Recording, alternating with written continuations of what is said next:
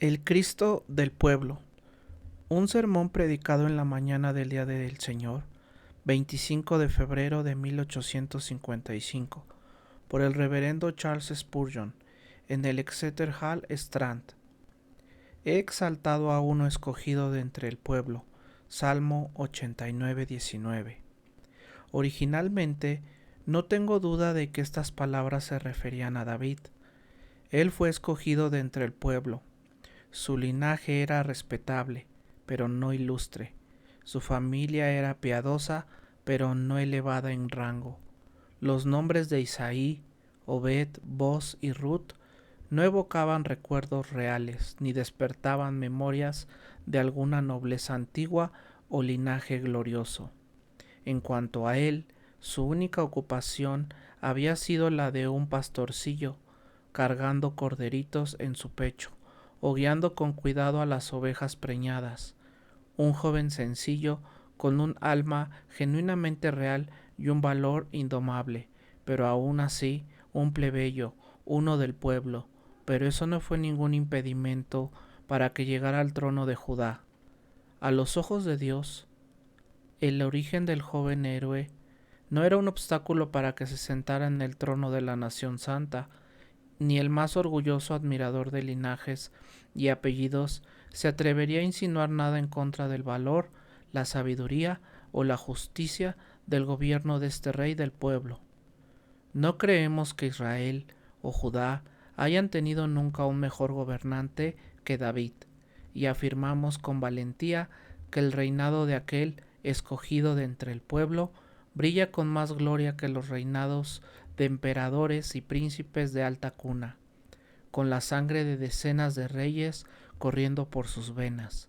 Es más, afirmamos que la humildad de su nacimiento y crianza, lejos de hacerlo incapaz de gobernar, en gran medida lo hizo más apto para su cargo y más capaz de cumplir con sus enormes deberes. Podía legislar para el pueblo porque era uno de ellos, podía gobernarlos como se debe gobernar al pueblo porque era hueso de sus huesos y carne de su carne, su amigo, su hermano, además de su rey. Sin embargo, en este sermón no hablaremos de David, sino del Señor Jesucristo, porque David, tal como se menciona en el texto, es un claro símbolo de Jesucristo, nuestro Señor y Salvador, quien fue escogido de entre el pueblo y de quien el Padre puede decir con verdad: he exaltado a uno escogido de entre el pueblo. Antes de entrar en la explicación de esta verdad, quiero hacer una aclaración para evitar cualquier objeción a la doctrina de este mensaje. Nuestro Salvador Jesucristo, fue escogido de entre el pueblo, pero esto se refiere únicamente a su humanidad. Como Dios verdadero de Dios verdadero, no fue escogido de entre el pueblo, porque no había otro como Él. Él es el Hijo unigénito del Padre, engendrado del Padre antes de todos los siglos. Es igual a Dios, compañero eterno del Padre, y por lo tanto, cuando hablamos de Jesús como escogido de entre el pueblo, debemos hablar de Él como hombre. Creo que con frecuencia olvidamos la verdadera humanidad de nuestro Redentor, porque fue hombre en todo el sentido de la palabra, y me encanta cantar: fue un hombre real, que en el Calvario murió. Él no fue una mezcla de hombre y Dios. Las dos naturalezas no se confundieron. Fue verdaderamente Dios, sin que su esencia ni sus atributos se vieran disminuidos, y fue igualmente, verdaderamente y completamente hombre.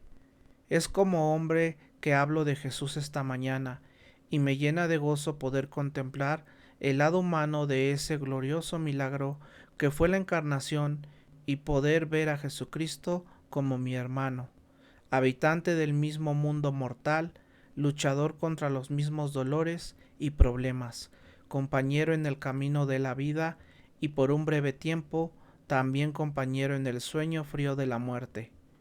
En el texto se mencionan tres cosas.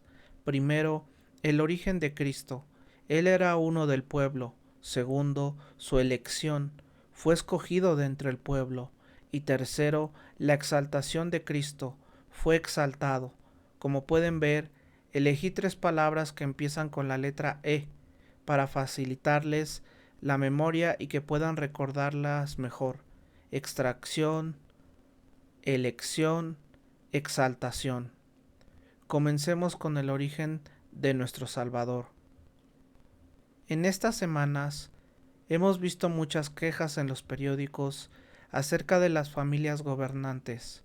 Estamos siendo gobernados y muchos creemos firmemente que estamos siendo gobernados muy mal por ciertas familias aristocráticas. No estamos siendo gobernados por hombres escogidos de entre el pueblo, como debería ser, y este es un error fundamental en nuestro sistema de gobierno, que nuestros gobernantes, incluso cuando los elegimos nosotros, casi nunca son elegidos de entre nosotros. Parece que ciertas familias, donde ciertamente no se concentra toda la inteligencia ni la prudencia, tienen como si fuera un derecho exclusivo al poder, mientras que un hombre común, un comerciante, por más sensato que sea, no puede llegar a gobernar. No soy político, ni vengo a predicar un sermón político, pero tengo que expresar mi simpatía con el pueblo y mi alegría al saber que nosotros, como cristianos, somos gobernados por uno escogido de entre el pueblo. Jesucristo es el hombre del pueblo, es el amigo del pueblo, sí, uno de ellos, aunque ahora está sentado en lo alto, en el trono de su Padre. Fue un escogido de entre el pueblo. Cristo no es el Cristo de los aristócratas, no es el Cristo de los nobles, ni el Cristo de los reyes. Es uno escogido de entre el pueblo. Ese pensamiento es el que alegra el corazón del pueblo y debería unir sus almas a Cristo y a la santa religión de la cual Él es el autor y consumador. Ahora vamos a desmenuzar este pensamiento como un lingote de oro que se extiende en láminas finas, para examinarlo con cuidado. Cristo, desde su mismo nacimiento, fue uno del pueblo. Es cierto, nació de un linaje real. María y José descendían de una familia de reyes, pero la gloria ya se había ido. Un extranjero ocupaba el trono de Judá, mientras el heredero legítimo empuñaba el martillo y la sierra. Pon atención al lugar donde nació. Nació en un establo, acostado en un pesebre donde comían los bueyes. Su única cama era el forraje de los animales y sus sueños eran interrumpidos por sus bramidos. Tal vez por nacimiento era príncipe, pero sin duda no tenía un séquito principesco que lo sirviera. No estaba vestido con ropas de púrpura ni envuelto en telas bordadas. Los salones de los reyes no recibieron sus primeros pasos. Los palacios de mármol de los monarcas no fueron honrados con sus sonrisas de niño. Fíjate en los visitantes que rodearon su cuna. Los pastores llegaron primero. Nunca se menciona que se hayan perdido. No. Dios guió a los pastores y también guió a los sabios, pero ellos sí se perdieron en el camino. Muchas veces pasa que, mientras los pastores encuentran a Cristo, los sabios lo pierden. Pero al final ambos llegaron, los magos y los pastores. Ambos se arrodillaron junto a ese pesebre para mostrarnos que Cristo es el Cristo de todos los hombres, que no es solo el Cristo de los sabios, sino también de los pastores, que no es solo el Salvador del humilde campesino, sino también del erudito, porque nadie queda fuera, sino el que se excluye solo. Bienvenido el sabio y el sencillo, el ignorante y el tosco. Desde su nacimiento, él fue uno del pueblo. No nació en una ciudad populosa, sino en el pueblito olvidado de Belén, la casa del pan. El Hijo del Hombre llegó sin ceremonias pomposas, sin trompetas reales anunciando su llegada. También su educación merece atención. No fue llevado como Moisés, del seno de su madre, a los palacios de un rey. No creció con esas actitudes artificiales que se les enseñan a quienes nacen con cucharas de oro en la boca. No fue educado como un señorito que mira con desprecio a los demás, pero como su padre era carpintero, No cabe duda de que Jesús trabajó en el taller con él, un lugar muy adecuado, dice un autor curioso, porque Jesús tenía que construir una escalera que uniría la tierra con el cielo. ¿Y por qué no iba a ser hijo de un carpintero? Él conocía bien la maldición dada a Adán: con el sudor de tu frente comerás el pan. Si hubieras visto al niño santo Jesús, no habrías notado nada de lo que distinguiera de otros niños, excepto esa pureza total con que se reflejaba en su rostro. Y cuando nuestro Señor empezó su vida pública, seguía siendo el mismo. ¿Cuál era su posición social? ¿Se vestía de púrpura y escarlata? Claro que no. Usaba la ropa sencilla de un campesino, una túnica sin costura, tejida de una sola pieza, sin adornos ni bordados. ¿Vivía con lujos, haciendo alarde mientras viajaba por Judea? No, caminaba con esfuerzo y se sentaba cansado en el brocal del pozo de Sicar. Era como los demás, un hombre pobre. No tenía cortesanos a su alrededor. Sus compañeros eran pescadores, y cuando hablaba, lo hacía con palabras suaves y rebuscadas. Caminaba con pasos delicados como el rey de Amalek. No, muchas veces hablaba como el rudo Elías. Decía lo que quería decir y lo decía sin rodeos. Le hablaba al pueblo como un hombre del pueblo. Nunca se inclinó ante los grandes. No sabía lo que era rebajarse o adular, sino que se paraba firme y gritaba: «Ay de ustedes, escribas y fariseos, hipócritas, ay de ustedes, sepulcros blanqueados». No perdonaba a ningún pecador, sin importar su clase social o fortuna. Les predicaba las mismas verdades tanto a los ricos del Sanedrín como a los jornaleros de Galilea. Era uno del pueblo. Fíjate en su doctrina. Jesucristo también era del pueblo, en lo que enseñaba. Su evangelio nunca fue un evangelio de filósofos, porque no es lo suficientemente complicado. No se esconde detrás de palabras técnicas ni frases rebuscadas. Es tan sencillo que quien apenas puede leer, el que cree y se bautiza, será salvo. Puede tener un conocimiento suficiente para ser salvo. Por eso, los sabiondos del mundo desprecian esta verdad y se burlan diciendo: ahora hasta un herrero puede predicar, y gente que anda arando ya se hace predicador, mientras que los religiosos profesionales preguntan indignados: ¿y quién les dio permiso para hacer eso, si no fueron autorizados por nosotros? Qué triste que la verdad del Evangelio se desprecie por ser tan clara y que mi Señor sea menospreciado por no ser exclusivo, por no querer que solo los sabios y cultos lo tengan para ellos. Jesús es tanto el Cristo del ignorante como el del erudito, porque Él ha escogido lo vil del mundo y lo menospreciado. Ah, por más que amo la ciencia verdadera y la buena educación, me duele y entristece ver que nuestros predicadores están diluyendo tanto la palabra de Dios con filosofías humanas, tratando de ser predicadores intelectuales, dando sermones modelo, bien hechos para un salón lleno de estudiantes de teología y profesores, pero inútiles para el pueblo, porque carecen de sencillez, de calidez, de pasión o incluso de verdadero contenido evangélico.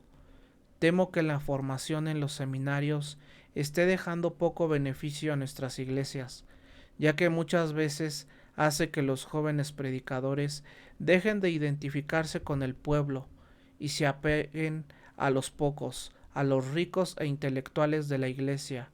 Es bueno pertenecer a la República de las Letras, pero es mucho mejor ser un siervo útil en el reino de los cielos. Es bueno, como algunos grandes hombres, poder traer a los poderosos, pero el hombre más útil seguirá siendo aquel que, como Whitefield, predica en el lenguaje de mercado, porque es una triste realidad que las posiciones altas y el evangelio rara vez se llevan bien. Y además, que se sepa, la doctrina de Cristo es la doctrina del pueblo. No fue pensada para una casta, un grupo cerrado a una sola clase social. El pacto de gracia no está diseñado para hombres de cierto nivel, sino que incluye a todo tipo de personas. Sí, hubo algunos ricos que siguieron a Jesús en su tiempo, y así sigue siendo. María, Marta y Lázaro tenían buena posición, y también la esposa del mayordomo de Herodes, junto con algunos de la nobleza, pero ellos eran la minoría. Su congregación estaba formada por la clase trabajadora, las masas, el pueblo. El pueblo común lo oía con gusto, y su doctrina era una que no permitía hacer distinciones, sino que ponía a todos los hombres como pecadores por naturaleza, en igualdad de condiciones delante de Dios. Uno solo es su Padre, uno es su Maestro, el Cristo, y todos ustedes son hermanos. Estas fueron palabras que él enseñó a sus discípulos, mientras que con su propia vida fue un espejo de humildad, y demostró ser el amigo de los pobres y el amante de la humanidad. Oh ustedes orgullosos por su dinero, ustedes que ni siquiera pueden tocar a los pobres aunque traigan guantes blancos. Ah, ustedes con sus mitras y báculos. Ah, ustedes con sus catedrales y adornos lujosos. Este es el hombre al que llaman maestro, el Cristo del pueblo, uno del pueblo, y aún así miran por encima del hombro al pueblo, lo desprecian. ¿Qué creen ustedes que son ellos? ¿La chusma? ¿La multitud sin valor? Fuera con ustedes, ya no se llamen más ministros de Cristo. ¿Cómo pueden serlo si no bajan de su pompa y dignidad, si no se acercan a los pobres y los visitan, si no caminan entre la gente y les predican el Evangelio de Cristo Jesús? ¿Ustedes dicen ser descendientes de los pescadores? Ah, no lo son, a menos que dejen a un lado su grandeza y, como los pescadores, salgan a ser hombres del pueblo, a predicarle al pueblo, a hablarle al pueblo, en lugar de estar recostados en sus cómodos asientos y enriqueciéndose con múltiples cargos religiosos. Los ministros de Cristo deben de ser amigos de la humanidad entera, recordando que su Maestro fue el Cristo del pueblo. Alégrense, alégrense multitudes, regoncíjense porque Cristo fue uno del pueblo. Nuestro segundo punto es la elección. Dios dice: he exaltado a uno escogido de entre el pueblo. Jesucristo fue elegido, escogido. De una forma u otra, esa fea doctrina de la elección siempre termina saliendo a... Hay quienes en cuanto escuchan esa palabra, elección, se llevan a la mano a la frente y murmuran: voy a esperar a que se le pase ese tema, seguro después dice algo que me guste más. Otros dicen: yo no vuelvo a ese lugar, ese hombre es un hipercalvinista. Pero el hombre no es un hipercalvinista. El hombre dijo lo que está en su Biblia, eso es todo. Es un cristiano y no tienes derecho a ponerle apodos. Aunque fuera un apodo feo, nosotros no nos avergonzamos de lo que los hombres nos llamen. Aquí está claro, uno escogido de entre el pueblo. Ahora, ¿qué significa eso? Sino que Jesucristo fue elegido. Aquellos que no quieren creer que los herederos del cielo fueron elegidos, no pueden negar esta verdad proclamada en el versículo, que Jesucristo es objeto de elección, que su Padre lo eligió y que lo eligió de entre el pueblo. Como hombre, fue escogido de entre el pueblo para ser el Salvador del pueblo y el Cristo del pueblo. Y ahora reunámonos nuestras ideas e intentemos descubrir la sabiduría trascendente en la elección de Dios. La elección no es una cosa ciega. Dios elige soberanamente, pero siempre elige con sabiduría. Siempre hay una razón secreta detrás de su elección, de cualquier individuo, aunque ese motivo no esté en nosotros ni en nuestros méritos. Siempre hay una causa más profunda, más allá de los actos de la criatura, una razón poderosa que solo Él conoce. En el caso de Jesús, los motivos son evidentes, y sin pretender entrar al consejo privado de Dios, podemos notar algunas razones. Primero, vemos que la justicia queda plenamente satisfecha al elegir a uno del pueblo. Supongamos que Dios hubiera elegido a un ángel para satisfacer por nuestros pecados. Imaginen que un ángel fuera capaz de soportar la enorme cantidad de sufrimiento y agonía necesarios para nuestra redención. Aun si el ángel lo hiciera todo, la justicia no habría quedado satisfecha. Por una razón muy simple, la ley declara: el alma que pecare, esa morirá. Ahora bien, el que peca es el hombre, y por lo tanto el hombre debe morir. La justicia exigía que, así que por un hombre vino la muerte, por un hombre también viniera la resurrección y la vida. La ley requería que, así como el hombre fue el pecador, el hombre también fuera la víctima, que así como en Adán todos mueren, también en otro Adán todos sean vivificados. Por eso era necesario que Jesucristo fuera escogido de entre el pueblo. Porque si aquel ángel resplandeciente que está cerca del trono, ese alto Gabriel, hubiera dejado su gloria, descendiendo a nuestra tierra, soportado dolor, sufrido agonías, entrado a la tumba y vivido una existencia miserable, llena de aflicción extrema, aún así no habría satisfecho la justicia inflexible, porque está dicho: un hombre debe morir, de otra forma la sentencia no se cumple. Pero hay otra razón por la cual Jesucristo fue escogido de entre el pueblo, y eso es porque de esa manera toda la raza humana recibe honra. ¿Sabes? Yo no querría ser un ángel, ni aunque el mismo Gabriel viniera a pedírmelo. Si él me rogara que intercambiáramos lugares, no lo haría. Yo perdería demasiado y él ganaría mucho. Pobre, débil e insignificante como soy, aún así soy un ser humano, y el simple hecho de serlo conlleva a una dignidad que se perdió un día en el jardín de la caída, pero que se recuperó en el jardín de la resurrección. Es un hecho: el ser humano es mayor que un ángel.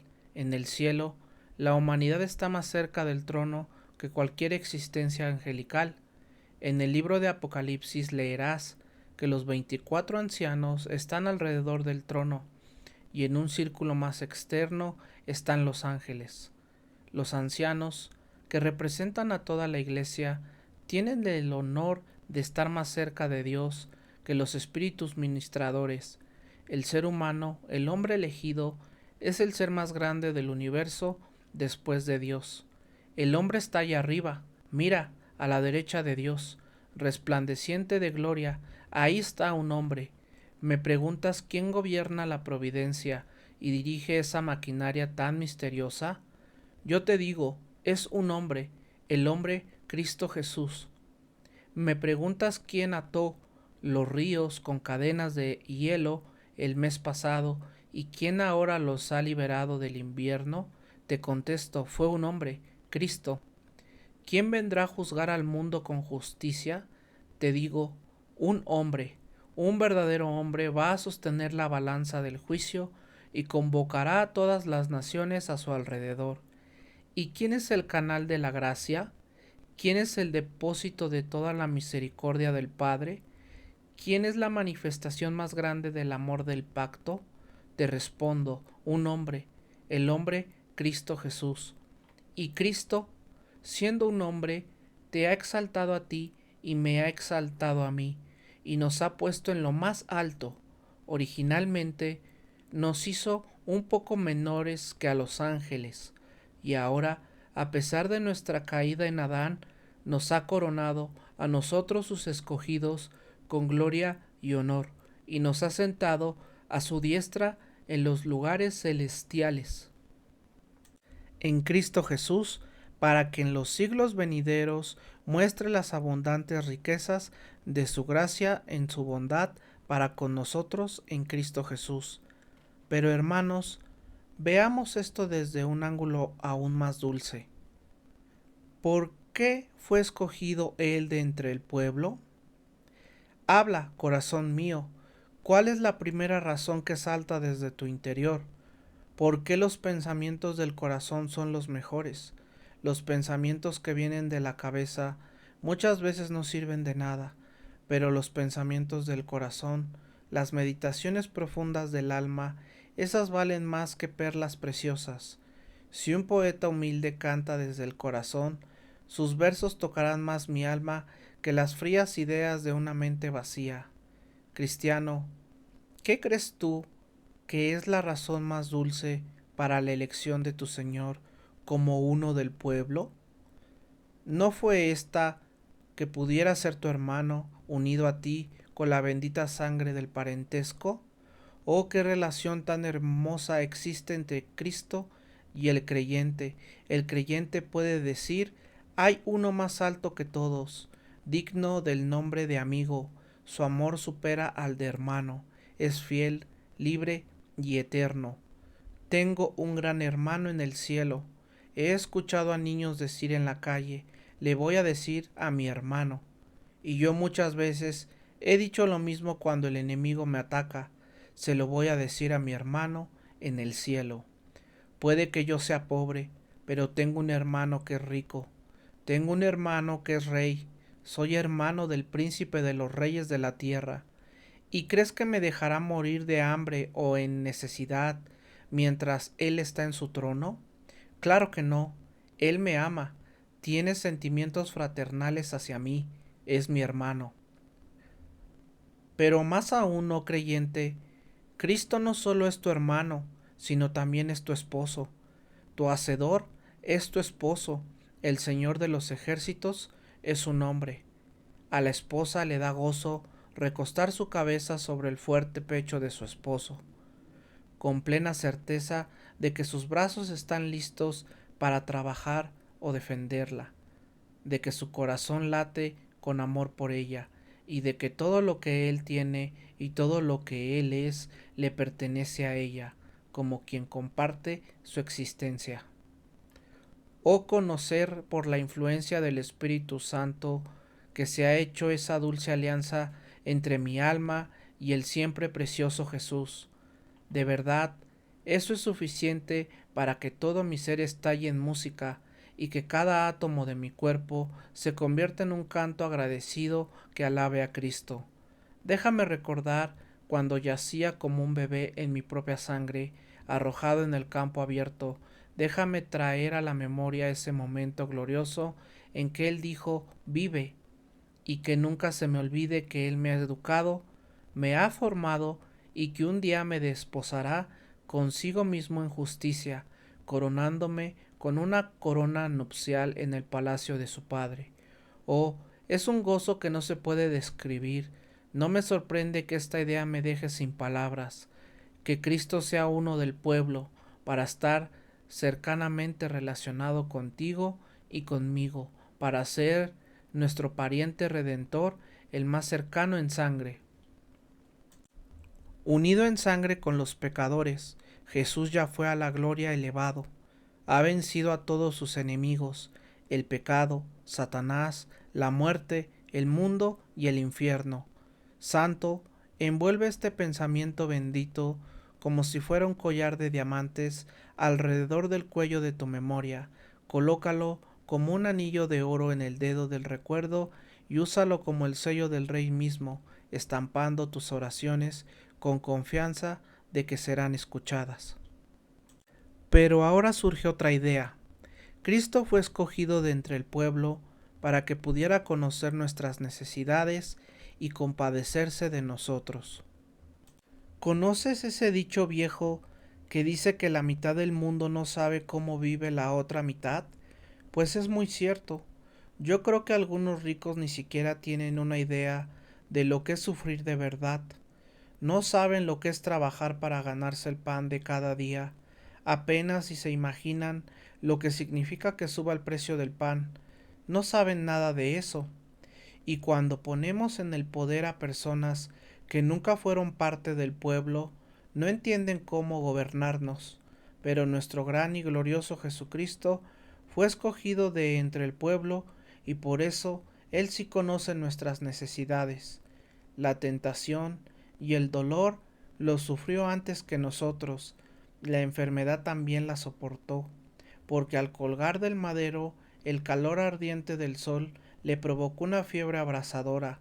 El cansancio lo conoció bien, pues se sentó agotado junto al pozo.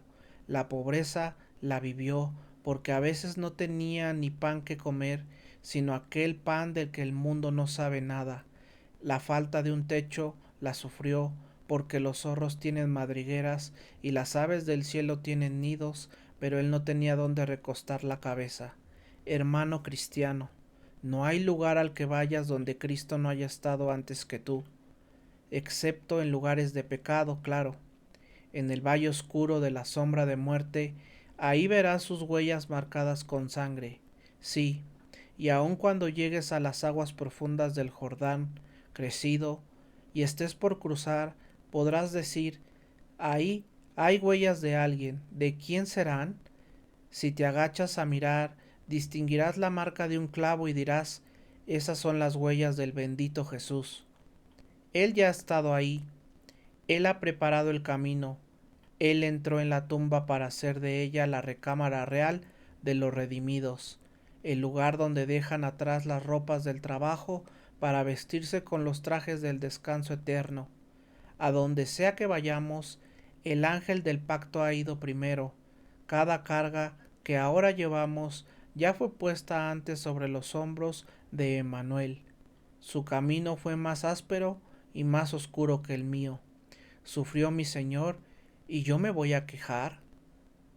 Le habló a los que están pasando por grandes pruebas. Querido compañero de viaje, ten ánimo, Cristo santificó ese camino y ha hecho del camino angosto el camino real del Rey hacia la vida. Una idea más y paso a mi tercer punto. Hay por ahí un alma afligida que desea venir a Jesús, pero está muy angustiada porque teme no venir de la manera correcta. Yo conozco a muchos cristianos que dicen, bueno, espero haber venido a Cristo, pero tengo miedo de que no lo haya hecho bien. En uno de los himnos del querido hermano Denham hay una pequeña nota al pie que dice, algunas personas temen no venir de la manera correcta, pero ningún hombre puede venir a menos que el Padre lo traiga. Así que yo entiendo que si alguien viene, no puede venir mal. Y yo también creo eso. Si alguien viene de verdad, es porque vino bien. Aquí tienes un pensamiento para ti, pecador, que estás viniendo a Jesús con miedo. ¿Por qué tienes miedo de acercarte? Ay, dices, soy tan gran pecador, Cristo no tendrá misericordia de mí. Ah, no conoces a mi bendito Maestro. Él es mucho más amoroso de lo que tú crees. Yo también fui tan necio como para pensar así una vez, pero he descubierto que Él es 10.000 veces más amable de lo que jamás imaginé. Te digo la verdad, Él está tan lleno de amor, tan misericordioso, tan bueno, no hay nadie ni la mitad de bueno que Él.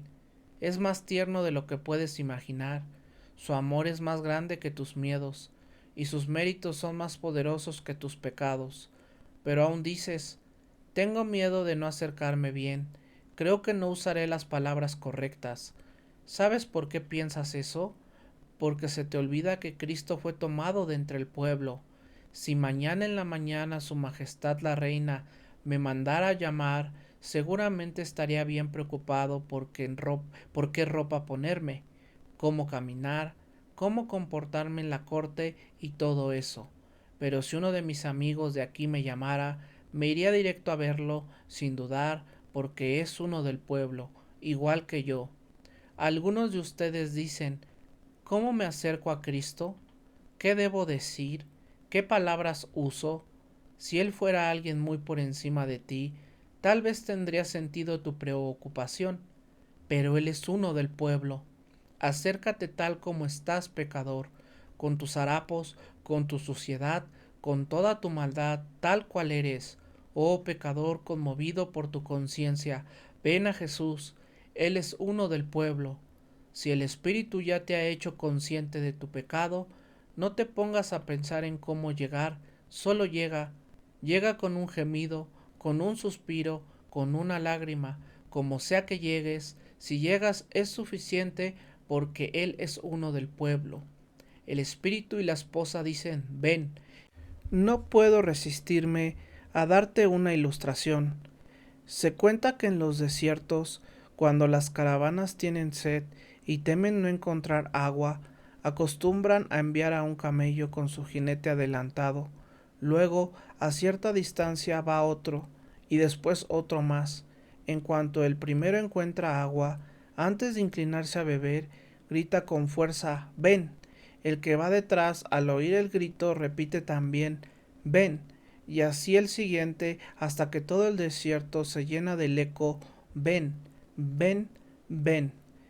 Así ese verso que dice, el espíritu y la esposa dice, ven, y el que oye diga, ven, y el que tenga sed, venga, y el que quiera tome gratuitamente del agua de la vida. Con esa imagen cierro esta parte sobre las razones de la elección de Cristo Jesús. Y ahora pasamos al punto final, su exaltación. He exaltado a uno escogido de entre el pueblo. Recuerda, mientras hablamos de esta exaltación, que en realidad se trata también de la exaltación de todos los escogidos en la persona de Cristo, porque todo lo que Cristo es y todo lo que tiene también es mío. Si soy creyente, todo lo que Él es en su persona exaltada, eso también soy yo, porque hemos sido sentados junto con Cristo en los lugares celestiales. Primero, queridos amigos, ya fue una exaltación impresionante que el cuerpo de Cristo se uniera con la divinidad. Eso es un honor que ninguno de nosotros jamás podrá recibir. Nunca esperamos que este cuerpo se una con Dios. No es posible. La encarnación ocurrió una sola vez y no volverá a suceder. De ninguno otro hombre se podrá decir, Él era uno con el Padre y el Padre era uno con Él. De ningún otro se dirá que la deidad habitó en Él, que Dios fue manifestado en carne, visto por los ángeles, justificado por el Espíritu y llevado en gloria. Además, Cristo fue exaltado por su resurrección. Oh, cómo me hubiera gustado colarme en esa tumba de nuestro Salvador. Supongo que era una cámara amplia con un gran sarcófago de mármol y seguramente una tapa pesada encima. Luego, afuera de la puerta, una enorme piedra cerrándola y soldados vigilando la entrada. 3 días durmió ese cuerpo ahí. Oh, cómo me hubiera gustado levantar la tapa de ese sarcófago y mirarlo. Ahí yacía pálido, aún con rastros de sangre, no del todo lavados por aquellas mujeres cuidadosas que lo sepultaron. La muerte, celebrando con orgullo, gritaba, lo he vencido. El descendiente de la mujer que iba a destruirme ahora es mi prisionero.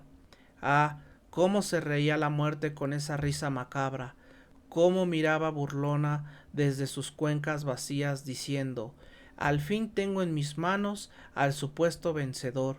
Pero Cristo le respondió, no, te tengo yo a ti.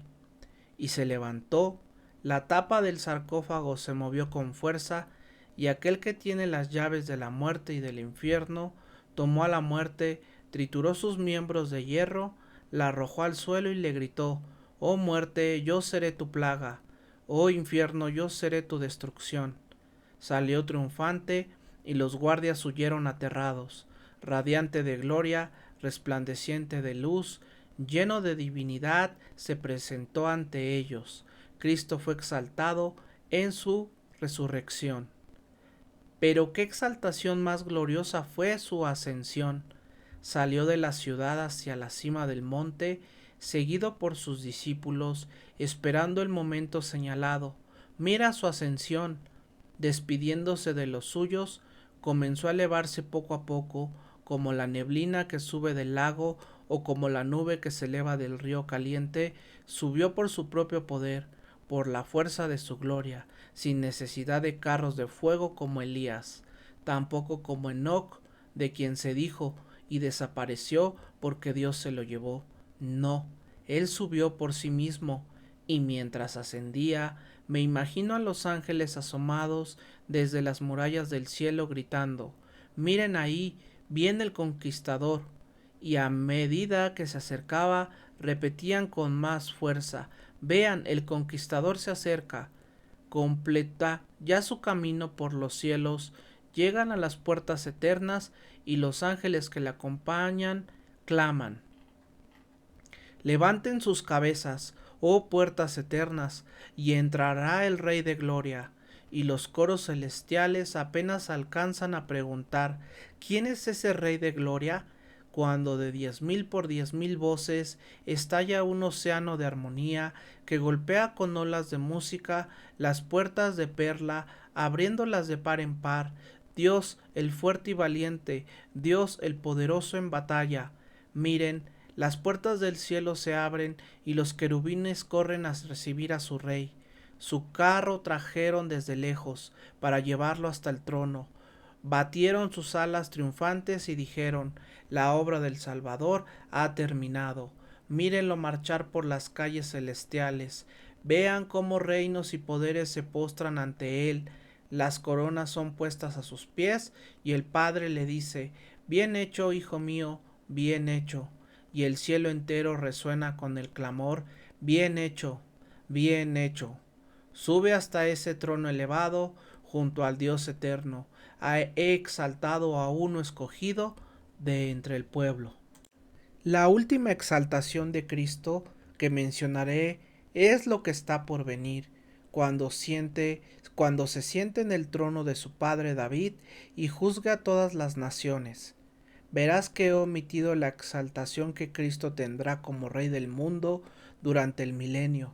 No pretendo entender eso del todo, así que lo dejo de lado por ahora, pero creo que Jesucristo vendrá a ocupar el trono del juicio, y delante de él serán reunidas todas las naciones, y él separará a unos de otros como el pastor separa a las ovejas de los cabritos. Pecador, tú sabes que habrá un juicio. Sabes que el trigo y la cizaña no pueden crecer siempre juntos, que las ovejas y los cabritos no pueden pastar juntos para siempre, pero ¿sabes quién es el que te va a juzgar? ¿Sabes que el que te va a juzgar es un hombre? Sí, un hombre que una vez fue despreciado y rechazado.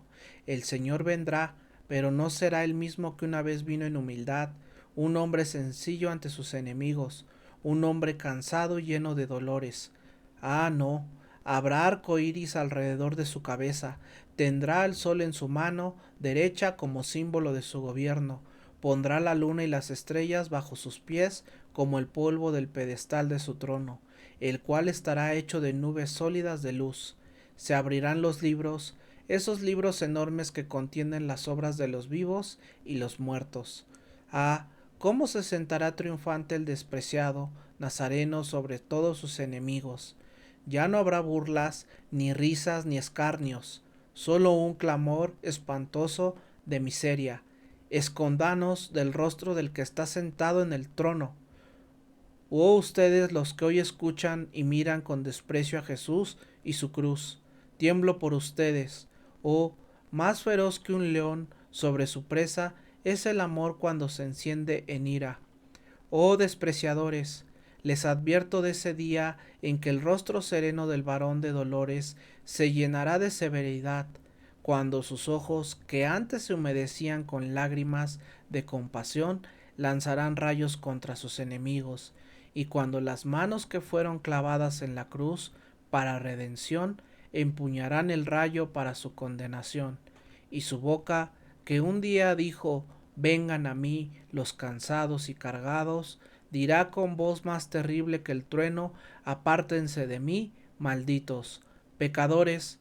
Tal vez crean que es poca cosa pecar contra el hombre de Nazaret, pero descubrirán que al hacerlo han ofendido al hombre que juzgará la tierra con justicia, y por su rebelión sufrirán oleadas de tormento en el océano eterno de la ira.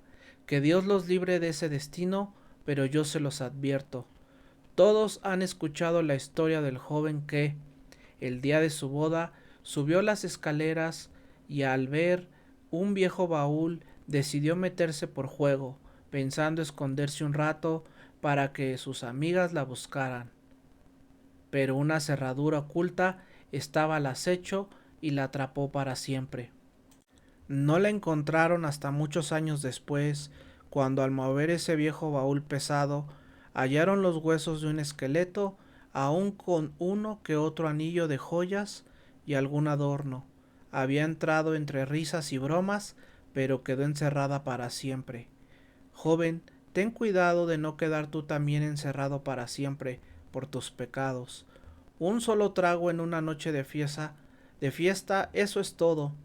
Un paso nada más, dijo ella, pero hay una trampa oculta. Una sola visita a ese lugar de perdición, un solo desvío del camino correcto. Eso es todo, oh pecador, eso es todo. Pero, ¿sabes lo que significa ese todo? Significa quedar atrapado para siempre. Si quieres evitar esto, escúchame bien, porque me queda solo un momento más y quiero decirte una vez más el hombre que fue escogido de entre el pueblo.